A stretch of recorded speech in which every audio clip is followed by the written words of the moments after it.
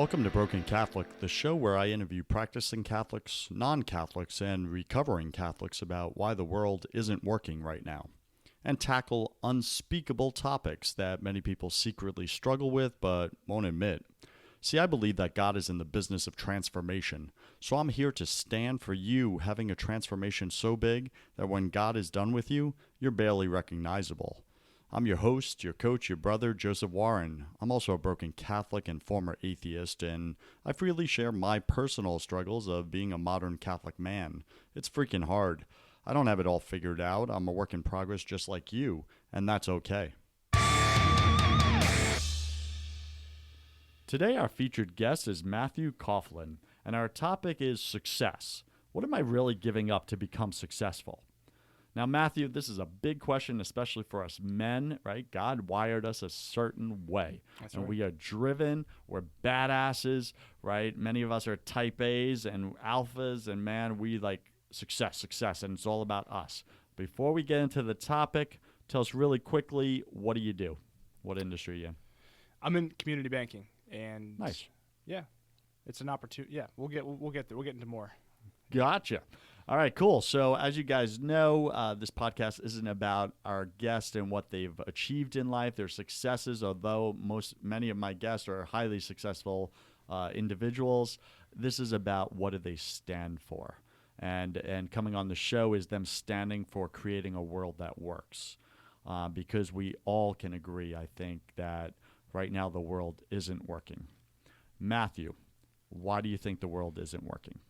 So, all right, Joseph, I came a little bit prepared, so I'm sorry I have a little bit of a prepared answer. I've thought about Are this you a lot. apologizing for being prepared? Because that's like Well, you're supposed to be on the spot. counterintuitive. Yeah, well, you can see I brought this book. Oh, don't here. worry. I'll throw you off. Yeah. Oh, this is great. Great. Here Keep we me on go. my toes. So why isn't the world working, brother? It's simple.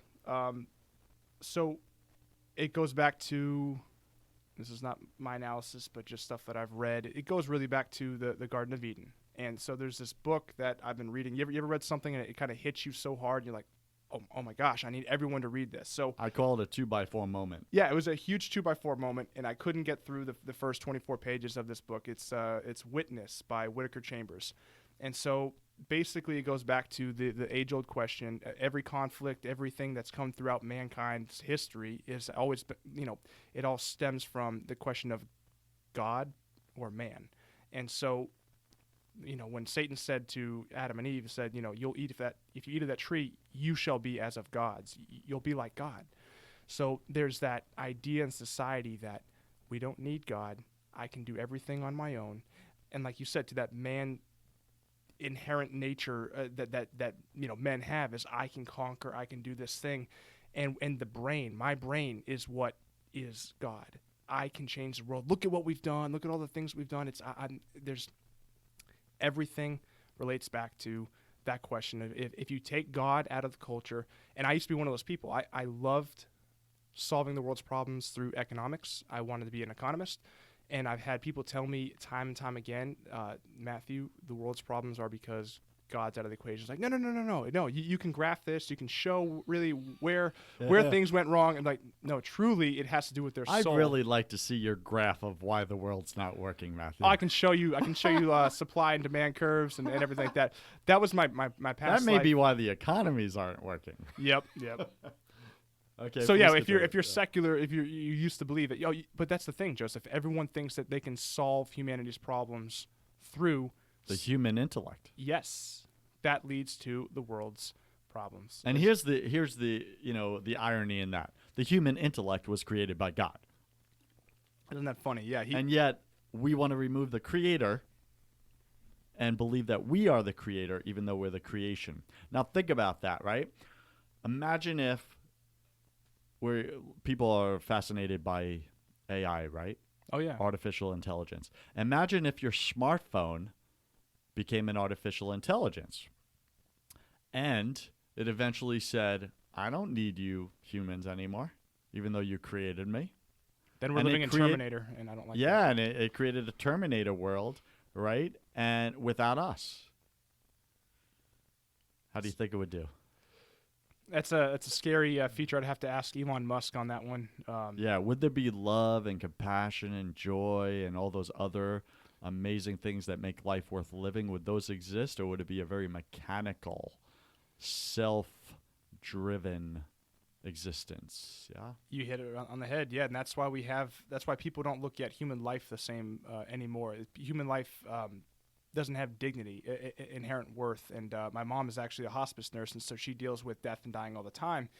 And there are people in that industry, not in hospice, because they really do a great job for the family, but she just knows in the medical field that, well, assisted suicide. It really, you don't have any utility at the end of your life. And so, and what utility does a little fetus have? And what Right. So all if these you're not things- useful to the planet, then you're expendable. Right. Because if you take God out of it, God says every human life has dignity, every life has worth because that life is made in my image.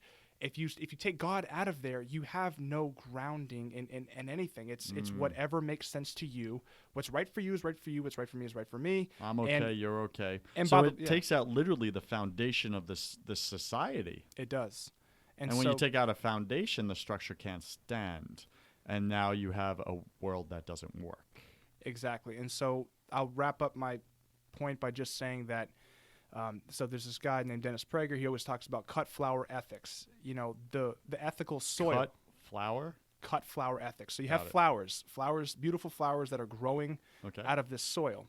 And if you take some scissors and you cut the flowers out of that soil, they'll still look beautiful for a while. They'll still look good. And society might go on. Society is the flower. But if you take it out of the moral soil of God, its source of being, you kind of lose. It's like we're running on momentum. You take God out of the equation, everything starts to be questioned. That's why we're living in this world. It's everything is being changed. Everything's being questioned because there's no continuity. There's no foundation in God anymore. And so when I finally realized that, I went back to all like the mentors and, even my father-in-law, I was like, you're right. It's because they take God out of everything. So that's my answer to why the world is not doing well and what it needs is more. And it's not even not God. doing well, right? I don't mean to correct you, but I think that's an important distinction. It's not about doing well. It isn't working. Right. There's no workability here. We could see where it's headed, right? Instead of love, compassion, and these different emotional characteristics that make life worth living, enjoyable, they're being replaced and cannibalized one after another with hatred, divisiveness, superiority, uselessness, right? Looking at another and saying, you're not worth anything. You shouldn't exist, right? And right. This becomes like if you used your human intellect, you would say, hold on, there's not a good outcome to this. This is headed down a trajectory that is not going to end well for humanity because it's literally jungle mentality. It's Lord of the Flies. Yeah. It's survival of the fittest, literally. And if you're not fit, you're expendable. That's right. I mean, so I heard this not funny, it's actually quite scary, but so another anecdote from that gentleman, the public speaker, Dennis Prager, who was talking about the Germanic tribes being the toughest group for the Catholic Church to bring into the fold. The what tribes? The Germanic tribes in Germany. So when the church was out evangelizing and spreading the message of the gospel, so the 10 Commandments were so foreign to them because they said, well, because it's human nature. Their human nature was saying, well, why shouldn't I kill Joseph and take everything he has and steal all of his stuff and have all of his belongings? He's weaker than me. Or like let's go to this family over here and take all they have. Like this is our way of life. So that was their normal. That was normal. And so when you're saying to them, I didn't know that. No. You have to accept suffering and you have to turn the other cheek and you have to give love and murder is not okay. You can't just murder somebody and take their stuff. Could you imagine how that occurred to them? It seems so foreign. They thought, oh, you guys are silly. Like, why wouldn't I do that? Right. It's advantageous to me. Exactly. So that, and so you can take that further. You can go, okay, so now today, why wouldn't you do a late term abortion? Why wouldn't I kill an elderly person who has no utility left in life? Why If would it benefits me and the rest of society. they're yeah, and so all those arguments. So like you take the soil and you cut the flowers out of the soil. There's no root to it anymore. You're not connected to it, so you can start to ask those questions and go round and round and round. You know, it's interesting because in that analogy that you're bringing up, right, the flower individually starts lying to itself and says, I'm okay, I'm okay, I'm okay, even though it's been uprooted and it has no more nourishment coming in through its stem, right? And then it looks at the other flowers and it goes, are you okay? Yeah, I'm okay. And everyone, all the flowers are in denial. I'm okay. You're okay. I'm okay. I'm okay. And they're all slowly dying. And I think that's where society is right now. Whoa, we just went deep and in a totally different direction, but let's bring it right back to today's topic, which is success. What am I really giving up to become successful? Matthew, when I ask you that question, what are you really giving up to become successful, past, present, or future? What shows up for you? So my idea of success when I was younger was to go to Washington, D.C., was to take that, and I didn't know at the time, but I mean, I didn't even think about this until you just asked me right now, but that mentality, I always had the idea that, hey, I can fix the world. I know problems, and we joke about the economics and the graphs and stuff, but I was like, no, truly, you can solve poverty. You can solve all these things through, opportunity and lifting people up, and I'm rah, rah, rah. Let's go do battle in Washington, D.C. And the funny story is that's how I met my wife in calculus class on my way to Washington, D.C. And thank God very much that I took that calculus class and went down that path, because now I'm happily married and just living for God day in and day out. And my family, my one goal is holiness. So, okay, my goal now, holiness. My goal back then was fix the world, be like the rest of the secular world, and do it all with my mind, do everything. But is that a bad intention? No, beautiful intention. And that's the thing, is that a lot of the evil done in the world. So like I'm going to reference this book just one more time. Whittaker Chambers' Witness. He is a converted to Christianity from communism. It's one of the most famous cases of espionage in the United States history right in the Soviet era. He was answering the question to his children, but Father, why would you have done all these bad things? Why would the communists do all these horrible, evil things if you had good, didn't you know? It's like, well, yeah, we had great intentions, but it was all part of that. It was just kind of collateral damage on the side. We knew we were moving towards something beautiful and great in this world. So that's another thing that I started to recognize, is that this world, it's the ruler of it. Jesus even said, the ruler of this world, is going to try to attack you. So the ruler of this world is Satan. And once Joseph, it's been a long process. I could tell you the ups and downs of that process, but now so back then, living for this world in my early 20s, now 30 years old, living for the next life, and then training my children and passing along and helping them to hopefully connect. And basically, if they do well in this secular world but don't get into heaven, I didn't do my job as a father. So let me ask you this. Back then, what do you think you were giving up, knowingly or unknowingly, in pursuing that really good intention of saving the world, fixing the world? Family. I thought, you know what, it's worth it to leave all this behind in Tampa Bay. Connections, I had a job. I was going to leave here, and I was going to go there, and I was going just to hit it hard, and I was going to just do everything I could to, just get into that was my passion at the time. So what I was giving up was what I would never give up now, which is the roots, the love, the relationships. I could care less about relationships. In fact, the whole reason why I was going down that road, I was like, there's no roots here. I've been doing, and I think you did an episode on dating, or maybe you will, but being single. Oh yeah, being single. So yeah, it wasn't fun.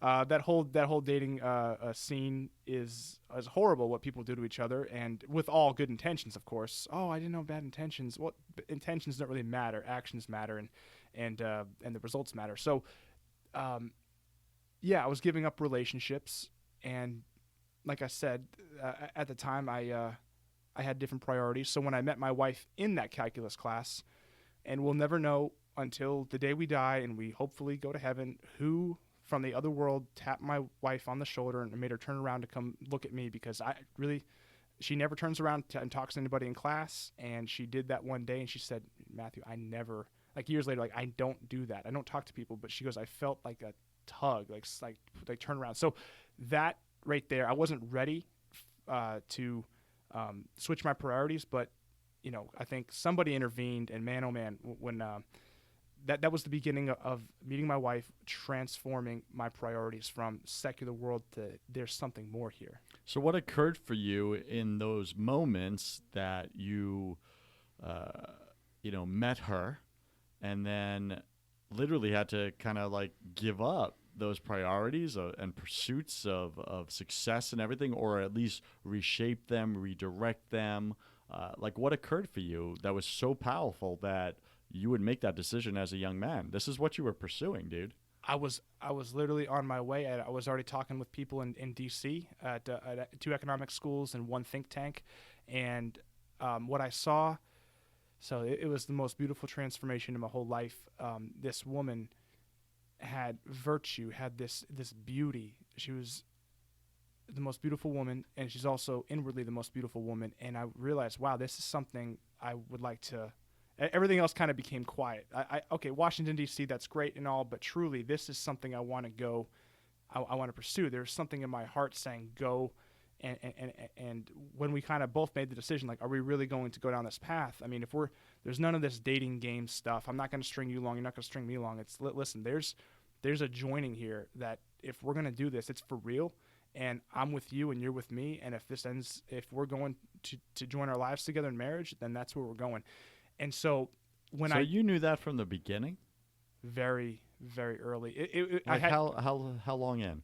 So we went on our first date, and it was pretty clear that this was different. So we'd been studying together, quote, studying, like we were just kind of in the library. Really, I'm trying to not to have naughty thoughts right now. No. We were truly in the library, but it was more like getting to know each other. Sure. So, I really didn't need to study. I just really wanted to see her. You want to spend time with her? I wanted to spend time with her, yes. She lit you up.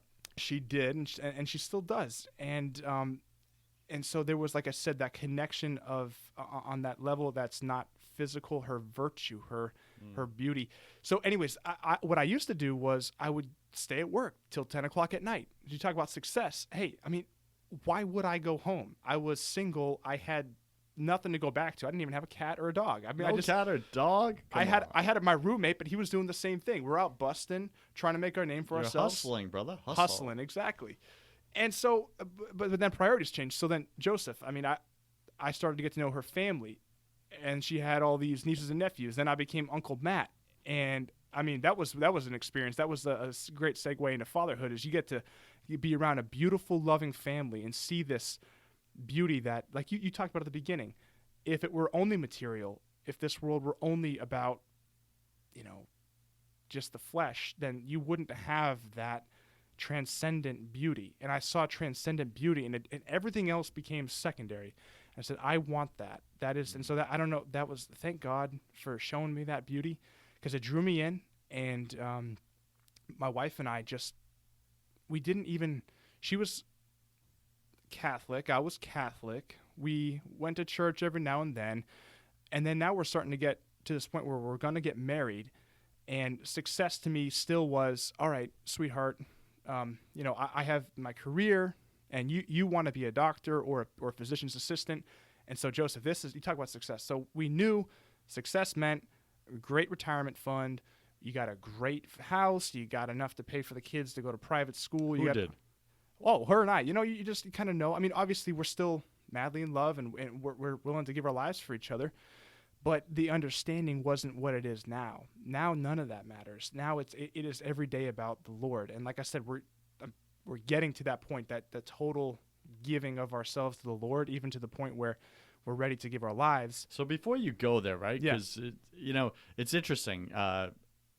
Like when we have transformations in our life, the way it's occurred for me is that will be so excited about where we are that we want to pull everyone to where we are, and we forget to build bridges for them the way someone built a bridge for us. Oh, yeah. Do you get that? Absolutely. Yeah, so take us back to what you were wrestling with back then. Let's spend a few moments there, right? Yeah. So with that success, with you pursuing your career, and then her pursuing a medical career, which is very intense and years and years and years of schooling, but you're both in love, you know you're right for each other. Bring us back there. Tell us more of that story. Where were the friction points? Great question. So we had just gotten married. She had just graduated from USF, and she was going to 3 different interviews at PA schools, one in Orlando, one in Fort Myers, and the other one in Tampa. And so I can't even imagine. I really thank the Lord that she did not, and she thanks the Lord too, that she did not get into PA school. And she was only 21 at the time, so they had more qualified candidates with more experience. So if she had gotten in that first time, I mean, my first year of marriage would have been, hey, you're going to do your profession. Mm-hmm. That's great. We're gonna have wealth and security later on in life. Wonderful. But I'm not going to be with you, and we're not going to have. It would have been different. It would have been different had she gotten in, and man, the secular world would have seen it as a success. Look at how hard they're working for their futures. But really, though, I would have been apart from my wife for 2 years, and she would have been apart from me, and that would have been a strain. We tell ourselves, today, like, well, if that had happened, we truly would have gotten through it, but still, it would have been different. So that was that success. And then what happened next was, so she didn't get in. Okay, so then she got a job as a medical assistant at a great doctor's office, and the problem with that was she was working so hard that first year of marriage, and so was I. And we would get home, and she would be exhausted. We have a joke because I have a photo album from our first year of marriage of how many times I would snap a picture of her while she's sleeping by the time I got home, because she was so exhausted all the time. So she hates me for that. Doesn't hate me for it. At least you didn't do like the Sharpie eyebrows. I did. I wasn't that. Yeah, I did that with my friends in college, but not to my wife. I might do it to my daughters, but anyways, so that was stressful. Now, she was applying for PA school again. Here we go. We're going with the dream, right? The American dream. We're both going to be working, making good money. And then we found out that she was pregnant. And it was How many years into the marriage? That was a year. No, it was probably, not a year. About 7 or 8 months into the marriage. Okay. So you're still newlyweds at that right. moment. Yeah, for sure. And so what ended up happening was she was working really hard. She was pregnant. We were all happy. We were so excited. And then she had a miscarriage on Christmas Eve.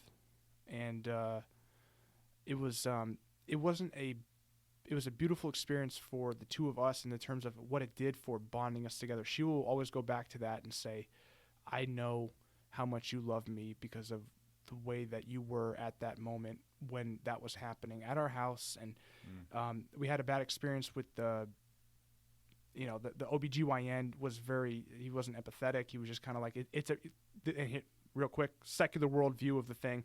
That's a problem. Let me solve it. Let me get in there with some forceps and try to, let's solve this. And my wife was like, you don't even have any compassion or empathy. Like we're going home. And so that was a kind of a turning point. It made us question everything that we're doing. And so meanwhile, the priest, Father John, from where we got married, he was asking us, he said, you guys are really good with the youth. Every time you come to Mass, you kind of play around with the kids and you have a lot of fun. He's like, you should come back and you should help out. You should do the youth group. And so from our perspective, well, Lauren's going to be a PA. But you know what? We're starting to re-question, what does success mean? So we did. We went back. The Holy Spirit called us to St. Anne Catholic Church, and we were youth ministers for 3 years. And that experience right there, I mean, and Joseph, so like I said, we're coming back to our faith. And at that point, we didn't really have the faith that we have now, and it was such a gradual thing. But when you have to teach kids, you darn well better know it. So we kind of dove right in, And Well, you don't have to know your faith. You just have to know a little more than they do. exactly. That's considered an expert. Unless you got a smart aleck kid who thinks he knows it all and then is challenging and everything, which we did have And one or then two you're of like, those. go to the back of the class and shut up. I was like, I don't know. Why don't you go pray about it? No, but that was a transformational experience. So what made you say yes? If like you weren't really devout in your faith, right? You both were kind of like, you're practicing, but you're not practicing, right? Right. You're doing the bare minimum. Priest invites you to, come in and teach the youth about your faith. Like, what showed up for you? Like, if you're not living it yourself. So at the very beginning, so we knew it was important. We knew that we had been praying. We've been saying, Lord, there's more to this life. We just went through this experience with losing a child, and now we're trying to find out what. Slowly, we started to ask the question, what's really important in life? And PA school was no longer really important. That's a good question to ask. If you're listening right now, listen to what Matthew's saying here. And don't miss this. I think this is really important. If you're wrestling with, what is life about? What is my version of success look like? What he's sharing today is that what you currently think success is may not be what success actually is. Not the success that's going to create what you're looking for, which is that feeling of fulfillment, peace, joy, right? All those things. Because that's what we really want. We don't want the car. We don't want the big home. We want the feelings that those things create for us. Is that true or false? I'm over here shaking my head and giving you thumbs up because that's exactly what it was. We found more peace and more joy in that experience than we'd ever had in my job. So if my other fellow bankers are listening to me, I hope they would understand that I found more joy in serving the Lord, in passing on faith to the kids, and all the struggles that it was. It wasn't just, hey, come out and let's play some kickball and dodgeball, and let's do some crazy stuff because I'm a little bit nuts with those kids. We do some crazy stuff. That was fun, but that's not where the joy was. The joy, and it wasn't all sunshine and roses either. My wife and kids could be pains in the butt. I taught Sunday school to 7th and 8th graders for 3 years, and let me just say, those kids are professional narcissists. It's an understatement there. Yeah, culture does a number on them. So there was a lot of suffering involved too, because hey, we live up in New Tampa, Tampa Palms, and hey, we're driving down. The opportunity's down in St. Anne and Ruskin, and I work in Carrollwood, so we're doing this big triangle movement. And well, for our listeners that live in different countries, give us a good point. So yeah, it's about distance. So an hour drive through traffic to an hour and a half drive through traffic to get down there. So we made the comparisons. It's like, Joseph, we're getting on this rocket ship, and we're just coming in with all this energy, all of our our whole selves landing there, blowing it up, praying, building relationships, staying there way longer than we probably should have, then flying on, packing everything up, getting back on that rocket ship, flying back out to home base, and then me going to work the next day.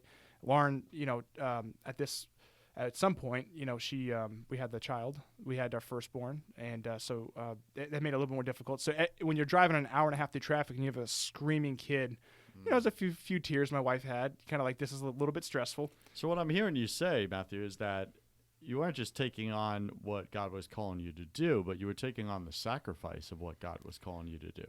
That is the beauty of it. And so that's that concept of redemptive suffering, that suffering can actually be redeeming, and that you are doing it out of love. So to say that I love something, or I love my wife, true love is, actually one of the things that we showed the kids was the Charlie Brown, is like, what is love? I forget Linus. He goes, what does love look like?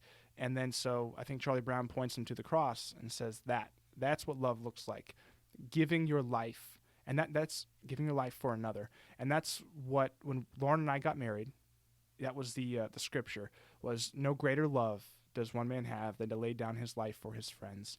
And so we were laying down our lives for people that the kids and their families, the relationships that we were building, there was true, and we weren't doing it. That's the thing that we started to realize, is that some of the most incredible things, the transformations in lives that were happening, this was so spectacular.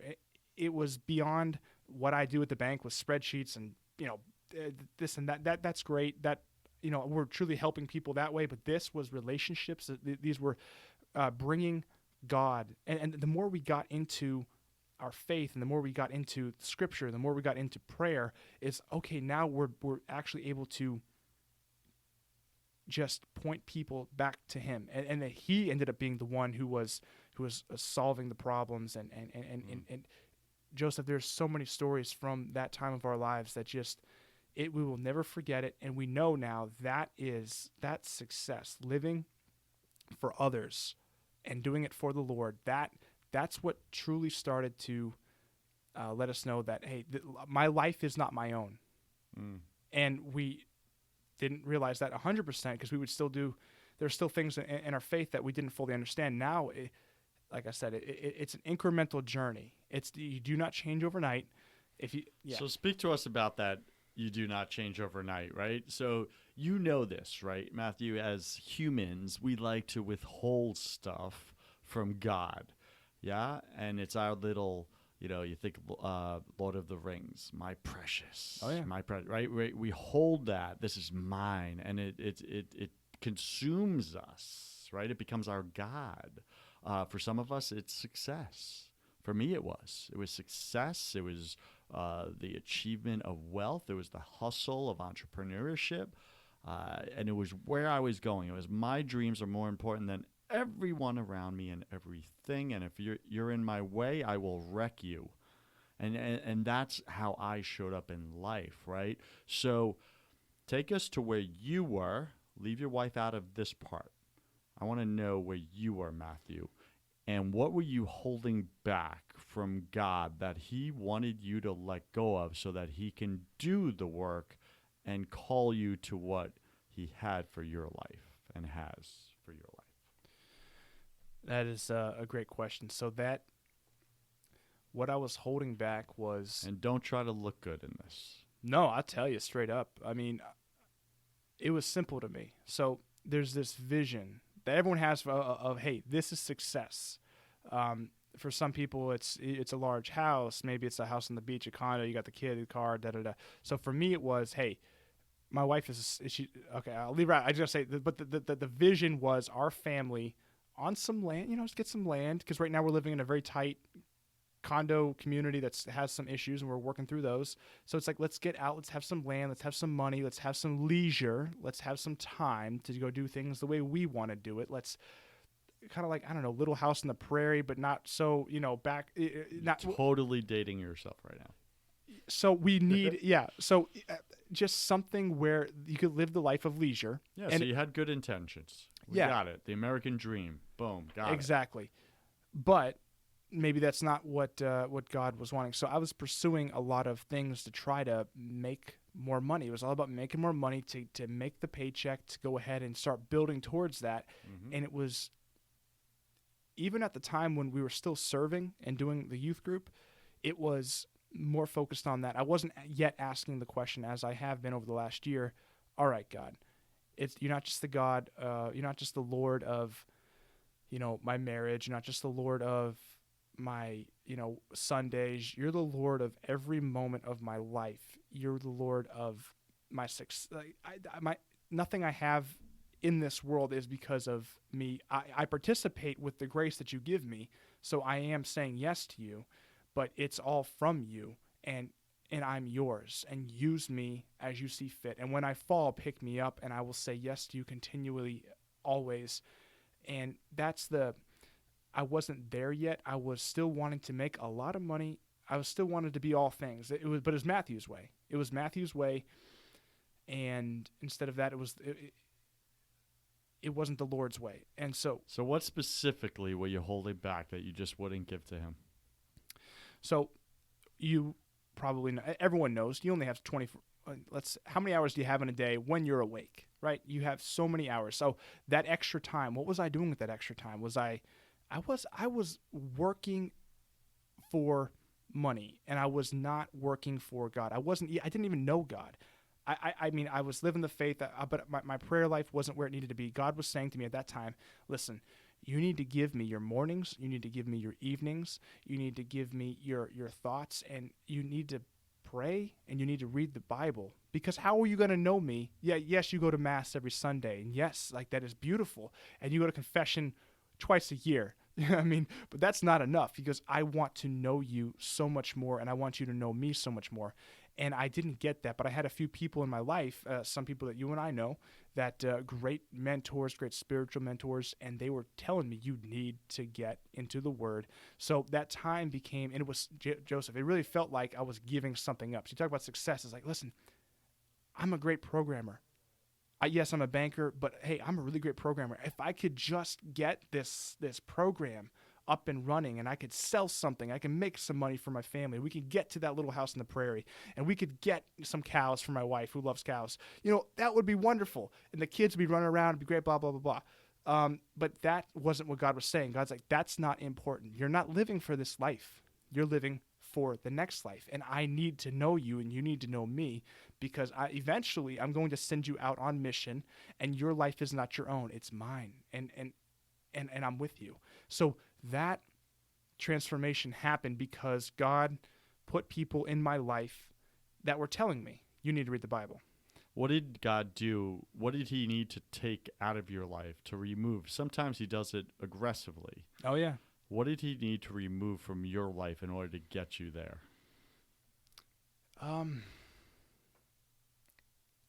Where he got your attention, like that 2x4 moment, right?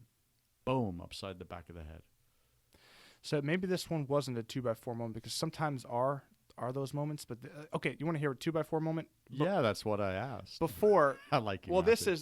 this goes back. Yeah, right. This goes back to when I was probably 20 years old. Fine, take us there. 20 years old. Hadn't graduated from USF. Suffering from very bad depression, debilitating depression. Thought about dropping out. Luckily, my parents loved me more than I'll ever be able to repay them for. That they really supported me. I was in a horrible relationship at the time, and not that person's fault, not my fault, but just when people aren't meant to be, they're not meant to be. And they, like I said, my family supported me, but I was going down the wrong path. And so my buddy and I, who's also named Matt, we were running on this trail out in the woods. And by the way, at this time, I'm lying to my family who is supporting me. I'm lying to them. Like, I have no honor. I'm violating the commandment, honor thy mother and father. And I'm lying to them about my relationship, my finances, how well I'm doing in school. Oh yeah, everything's fine. Really, I'm sinking. I'm depressed. I'm one of those guys that goes to school and does phenomenal through high school.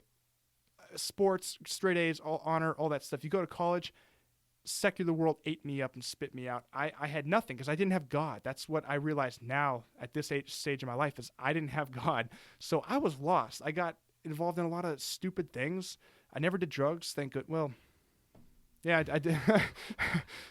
Yeah, you get a handful of times some weeds, bad influences, right? Mm-hmm. So things that, like, that's not what God wants for you.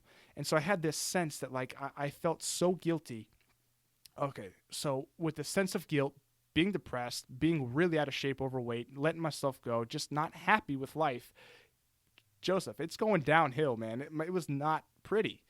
And my friend and I go for a run because he's trying to help me get back in shape. And so we're running on this trail called Flatwoods.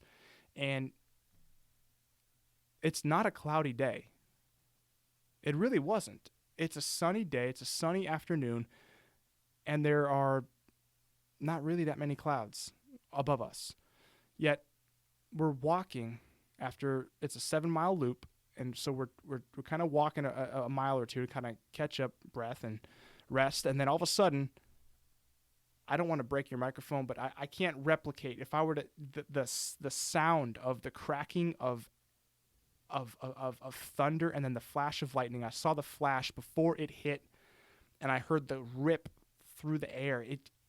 I can't describe it. If anyone's ever been next to lightning when it struck, you will know what I'm talking about. It dropped me to my knees. the hair on my friend's neck stood up, the hair on the back of my neck stood up, and it struck this tree right next to us, not very far away. I mean, I don't know, 20, 30 feet away, and cracked. He did not think anything of it. He was like, wow, we almost died. Like, that was cool. Like, wow, that's pretty nuts. So let's keep going. Me, that message I don't believe was meant for him, was meant for me. The only thought that popped into my mind at that time was Matthew, you know there's a God. You know you were created for more. You know that you're dishonoring your mother and your father, and you know that God is telling you right now, get up, come back to me, and start this journey back to me, because you're not meant for this. You're going down a spiraling downhill hole, and it's not looking pretty. And so as we start walking back, there's a 3.5 mile walk back to the parking lot. Guess what happens?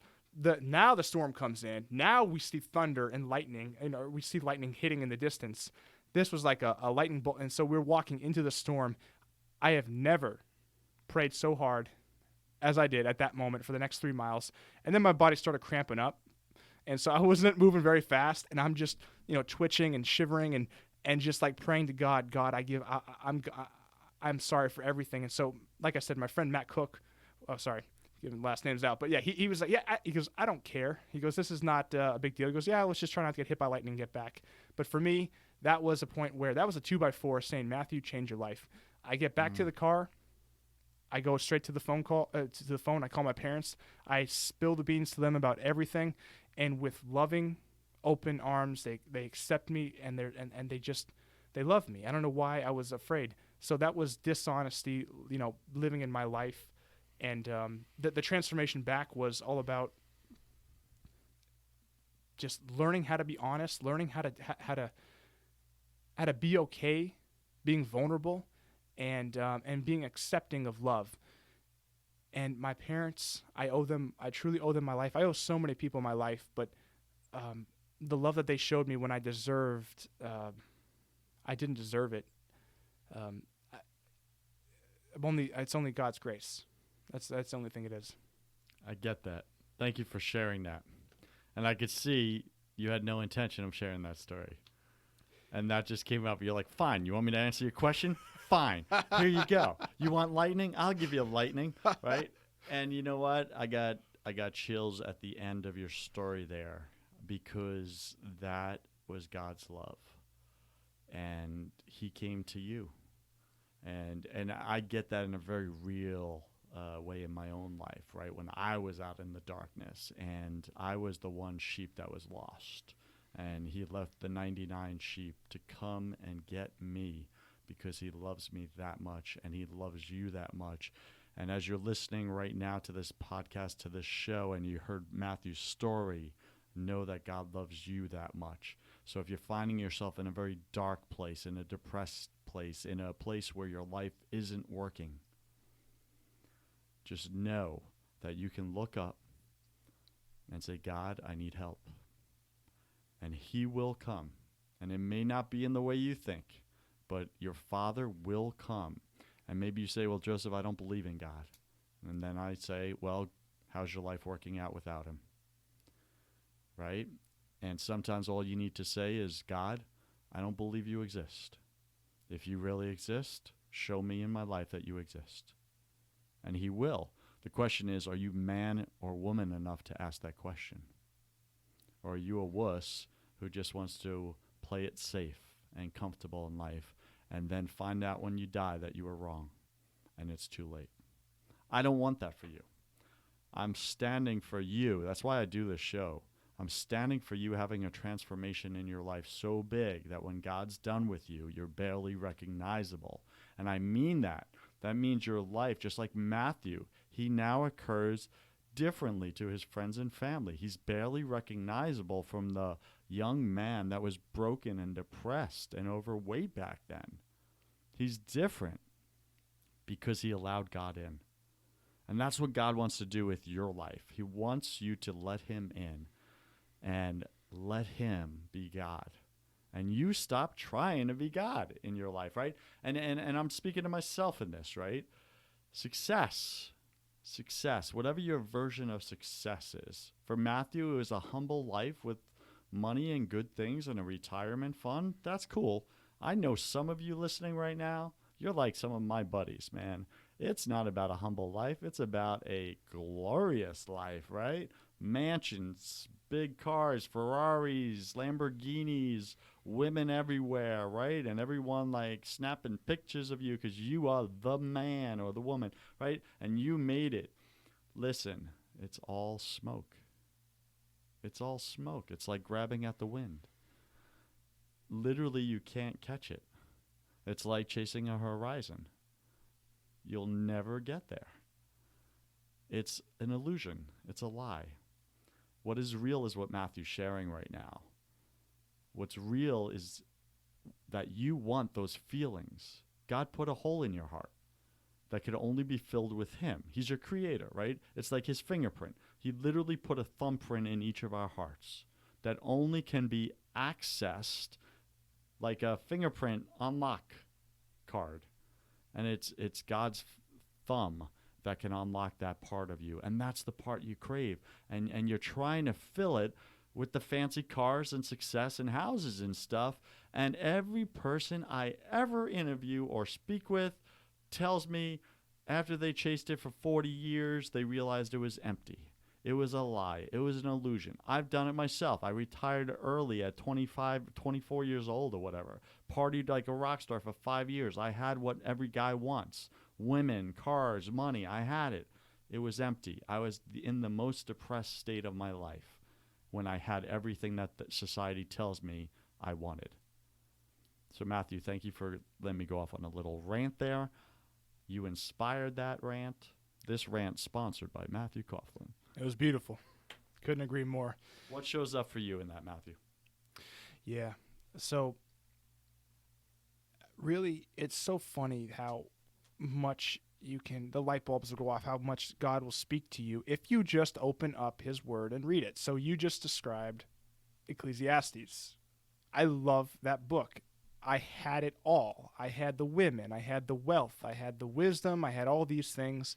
But ultimately, in the end, it is God. God is the only thing that fulfills and suffices. And so now, knowing this, knowing that God is the only thing, it's so to somebody who doesn't, I'm going to speak to those who don't understand yet because they haven't experienced this. So when people would talk to me and say, oh yeah, I love the Lord. It's like, I didn't understand them. Do you know the Lord? Do you have a personal relationship with the Lord?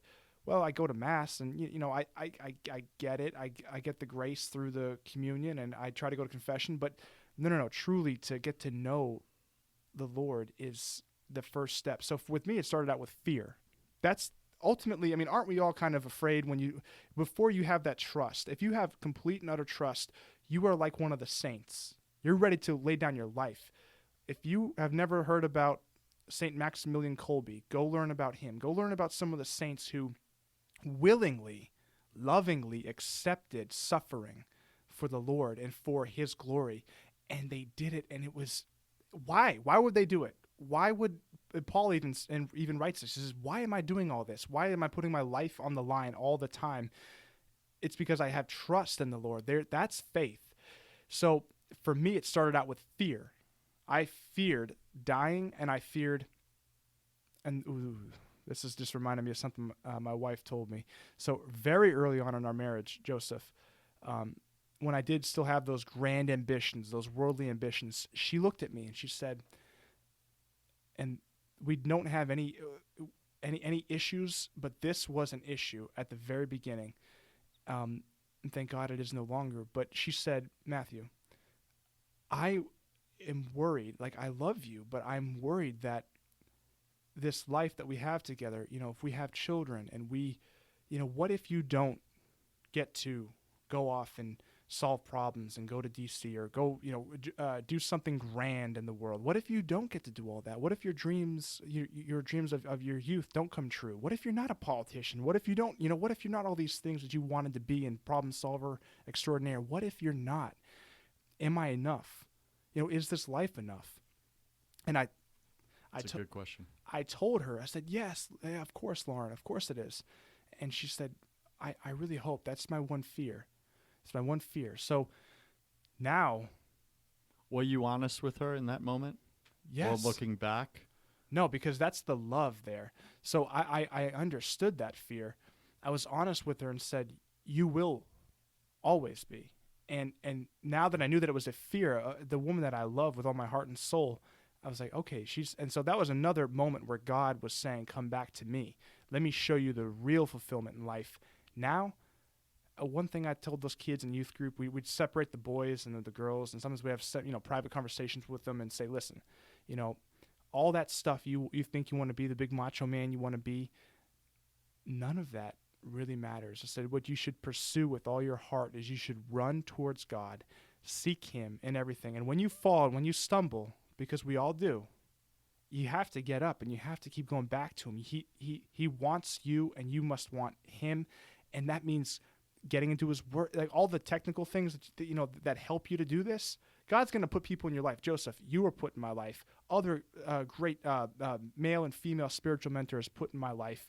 And just saying yes to it. Like, I just recently had a career change that I didn't see coming at all. And I said yes to it because I think it's an opportunity to be outside the walls of my institution and to share the gospel. And it's already happened. And yes, I'm still a banker, but I'm not doing this because I wanted this. I'm doing it because it was a gradual tugging of the Holy Spirit. And so with my wife, now my answer to her, she has, without any fear at all, she knows her and I, we both love the Lord more than we love each other. And we love each other more than we love anything else in this world. I love my family, and I'm willing to give my life for them. It literally means I don't care. I've never been at that point where I could say, I don't care if I die tomorrow. I'm happy. I'm satisfied because I'm living my life for the Lord, and it brings me peace. I think that's powerful, Matthew, what you're saying right now, because that's really our topic. That you just summed it up so well. I think, what am I really giving up to be successful? And what you were giving up in your early 20s, even though you were pursuing these things, you were pursuing it down the wrong path that didn't lead to those things, right? So you were giving up what God wanted for you and wanted to give you, which was the love, peace, joy, fulfillment, all those things we desire, right? That was his path to the right, and you were chasing your path to the left, which promises love, peace, joy, success, fulfillment, all that stuff. But then when you get there, it's empty. It's a dead end. Could you imagine spending 40 years of your life traveling down one road that promises at the end is gold, treasure, and fulfillment, and then you get there and it's just an empty hole with a dead end sign saying you're an idiot? I tricked you? Yeah, Think about that, because that's what should be occurring to you as you're listening to the show right now. What if what Joseph and Matthew are sharing right now? What if? And that's all we want you to ask. Don't agree with us. Don't take our word for it. Just ask yourself the question, what if I'm wrong? What if the path I'm on doesn't lead me to where I think it is? What if it's the very thing I don't think, that there is a God? What if that actually is the right path? Wrestle with that. Ask God about it. If you don't believe in him, that's fine. Say, I don't believe in you, Lord. I don't believe in you, God. If you're real, show me you're real. I've had friends do this, and they went from atheists or agnostics to Christians in a moment. Why? Because God started showing up in their life in a way that was personal to them and undeniable. And he didn't come through their head, their intellect. He came through their heart. So with that, Matthew, we're going to enter the confession round. Are you ready? I love confession. Okay, cool. I'm not a priest, so it's not that type of confession. So, Matthew, I'm going to ask you 12 quick-fire questions, and you'll have 3 seconds to answer each. First thing that comes to you, there's no right answer here, okay? You got it. You ready? All right. What's your favorite thing about being an adult? The responsibility. What's your least favorite thing about being an adult? I got nothing. Sure you do. Least favorite thing about being an adult? For you. Oh, yes. Yeah, much harder to stay in shape. That's an original one. Okay. What secret fear do you have about people? Secret fear do I have about people?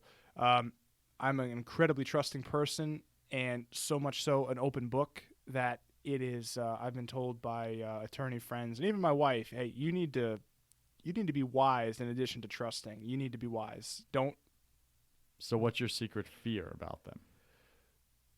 Secret fear. Well, That what? They're going to screw you over? nah. See, I don't even, because even if I really don't have a fear about. Well, actually, no, I'll take that back. So we Get it out. You got it, one. I see it. I see it on you. I like being around people who I want to be around the good influences, but I also want to. Okay, I know we're called to work with the poor and then the people who are downtrodden, but sometimes I get into that mess and to the ugliness of the world. And what does scare me is that, hey, you can get burnt, man. You can get Who can? I can, my family can. Getting into the messiness of people's lives and bringing the gospel to people. Do you think the devil wants you to do that? You can get burned. So yeah, that is my fear. So that's what scares you, is other people's mess and dirt will get on you. And those if you love. get involved in helping and I get that. yeah. Cool. If you could be anyone for the next 7 days, just for fun, trade places with anyone in the world, who would you trade places with?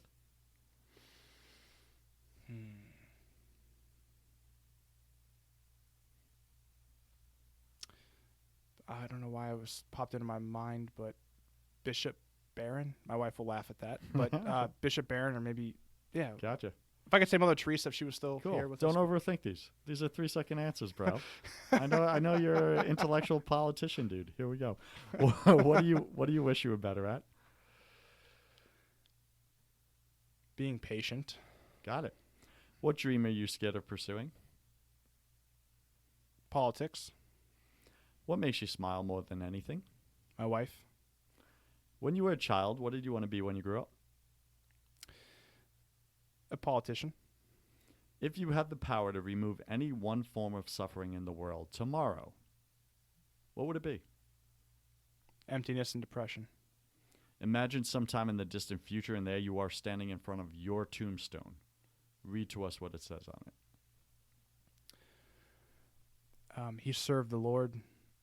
He raised a holy family. And he loved others the way Christ loved the world. Got it. Matthew, when you die, what would you like to hear God say when you walk through the pearly gates? With a big smile, I hope he says, "Son, I forgive you for everything you've done, and I love you, and welcome home." Nice. And last question. If you could come back to life after you died, God let you come back and share only one thing with your family and friends, what advice would you give them? Run to God. Run to him right now. Don't waste. Do not delay. Get going. I think they would listen because you'd be like a ghost and it would like freak them out. Yeah. So. All right, cool. So, Matthew, what's the best way for our listeners to get in touch with you if you so choose? I'll give my email address. It is mcoughlin@mail.usf.edu. It's my first initial and last name, but USF does this thing where they cut off your last initial. So it's mcoughlin@mail.usf.edu. Did you say Coughlin or Coughlin? Coughlin. It's Okay, it's never mind. Coughlin, but they Gotcha. chopped off the end. So I thought I messed up on your name or something. So. no. Gotcha. Matthew, thank you for joining us today, and we wish you the love, forgiveness, and transformation of God the Father, the Son, and the Holy Spirit. Amen. All right, cheers, brother. Thank you, Joseph. Friends, I'm Joseph Warren, and you were made for greatness. Head over to brokencatholic.com to learn how to stop being a wuss and start being a winner. Have a blessed day, and remember that God the Father loves you, He's fascinated by you, and He wants to show you His awesome plan for your life. Now go spend quiet time with Him, and I'll see you on the next show.